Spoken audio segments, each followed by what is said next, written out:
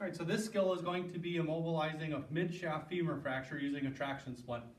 The traction splint that I'm going to use is the OTD, the optimum traction device. This is the same product as the KTD, the Kendrick's traction device. It's basically a unipolar device that's going to go on the side of the leg. So when we look at this device, I'm going to take it apart here quick so you can see what's all in it, and then we'll get started with the skill.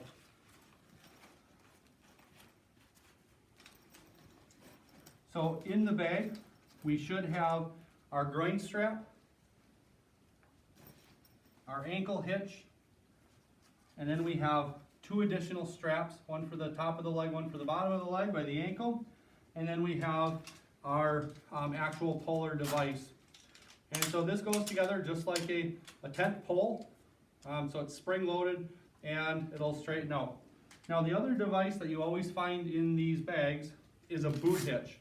So this device being designed initially for things like ski patrol, or so if you're doing any type of woodland rescue where someone may have been either downhill skiing or cross-country skiing and you want to leave the boot on, it does include a larger boot hitch that'll fit around like a snow boot or another type of large boot. So for this one, we're not going to need this strap, so we'll set that aside. All right, so for this skill, just like all of our skills, we're going to start by ensuring that we have appropriate VSI for the skill. I'm going to have my partner take manual stabilization of the femur. Now for this skill, because of the KTD or the OTD being on the outside of the leg, and with us not having to lift the leg, we can hold manual stabilization versus having to take manual traction. So if you watch any videos on what's called the hair traction splint, because you have to lift the leg to get it on the device, you actually have to have your partner pull manual traction of the leg in order to pick it up so that the bone doesn't bend at the break. So with this device and with the Sagger splint, the Sagger traction splint, because they go on the side and you're never lifting the leg, you don't have to have the manual traction. You can get by with manual stabilization until you take over with mechanical traction from the device. So my partner is holding stabilization. I'm going to assess my CMS. So I'm checking for distal CMS at one of the 2 points. So we have our posterior tibial or our dorsalis pedis pulse. And we're going to have the patient wiggle their toes. And I'm going to see if they can feel the toe that I'm putting pressure on. All right, so now that we've checked CMS, we're ready to apply our splint. So with this device, we have our groin strap, and that's going to be the first strap that I'm going to put in place. And so it's basically a buckle and then a strap that you're going to pull to tighten. I need to loosen this up a little bit, and we're going to unbuckle it. Now to insert this, we want to make sure that we're taking the buckle end, and that's going to go underneath the patient's leg and snap back around. If I slide the receiver end underneath, I'm not going to be able to pull it tight because I'm not going to be able to get it underneath the leg. So take the buckle, and we're going to slide it underneath. We're going to get it up into the patient's groin. Snap our buckle, and then go ahead and start to tighten the strap.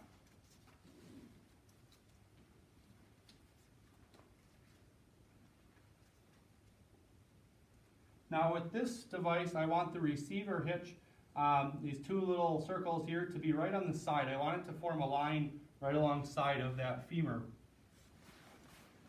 The next strap that I put on is going to be the ankle hitch. And this just gets the ankle hitch out of the way so that we're ready to actually pull our traction. So with this strap, you may need to make sure that our straps are loosened and ready to go.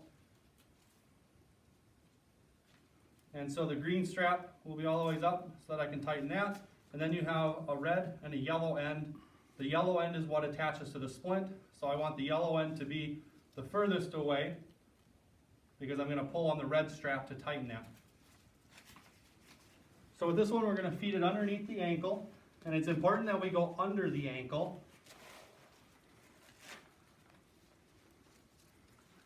It's not made to go on over the top of the ankle, which was done in the past. And really, if you put that over the top, it pulls down here when you're pulling traction, and it stretches that foot down. So it's made to go underneath the ankle so that my straps here are right by those ankle bones, right by the malleolus, so that I'm pulling straight down that tib fib, straight down that femur to actually pull that tension on it. And so I can pull my green strap here, and that's going to pull it tighter to the bottom of the foot. And at this point, we're going to move to the pole. So my pole we're going to measure to see how long we need it. You see the black end, if it doesn't have a separate black end, there'll be a red mark or a mark on it. Basically that mark you want kind of at or slightly below the foot. I don't want the patient's foot to come halfway because there's not enough space there then to get tension. And so we're going to go ahead and measure. And so if I'm 2 poles, we'll see that it's too short. So I'm going to have to go to a single pole. So we're going to grab at that pole, I'm going to open it up, and we're going to fold it down. And you'll see that that creates 2 ends, and those 2 ends will fit into the receiver next to the patient's femur. All right, for this splint, we see that there's a strap attached to the pole. This is for underneath the knee. The knee strap needs to go on first before we pull any traction. And so we're going to go ahead and put that knee strap on. It goes right over the knee. It keeps the knee straight, and it keeps this pole tight against the leg. If I didn't attach this, when I pulled traction, it would cause this pole to bow out. And all of a sudden when I take that strap and I tighten it, that bow is going to pull back in, and the splint is actually going to lengthen out, and so it's going to pull the leg further than what I had initially intended. So we prevent that by putting the knee strap on first. Once the knee strap is in place, I'm going to go ahead and pull traction. Traction is as simple as taking my yellow end, putting it on the little elbow bracket at the base of the pole, and now taking my red tab and pulling that. Now instead of grabbing here and yanking, what I'm going to do is take the red tab, I'm going to take my hand on the yellow tab, and I'm going to pull with the red and push with the yellow, and this is going to allow me to tighten it without creating a jerky motion. I'm going to pull traction really until my patient begins to feel relief. Now the pain may not go completely away, right? They have a femur fracture. So we tend to pull until they feel some relief. And so I'm going to go ahead and pull traction. The patient should feel that, right? The patient should feel that leg stretch out. So once we've pulled our mechanical traction, I'm going to put on my last 2 securing straps.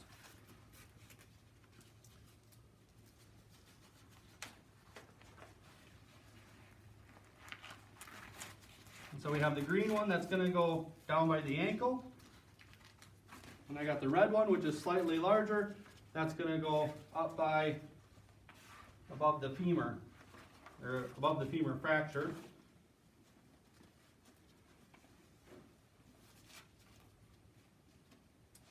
All right, so it should be like a stoplight, right? We should have red, yellow, green when we're all done.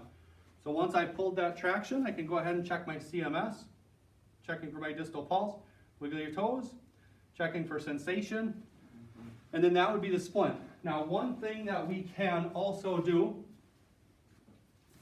is bring these legs together. So if we're going to be moving the patient, if we bring the legs together, we can use both legs to kind of secure. And sometimes we'll do what's called a figure 8, where I come across, I come around the bottom, and I tie them together, and it's really just to secure the legs together. Some of the devices will come with another strap that we can put up higher as well. And it's really just to keep those legs together as we're maneuvering or moving the patient. So once that's done, once the traction splint is in place and we've checked our CMS,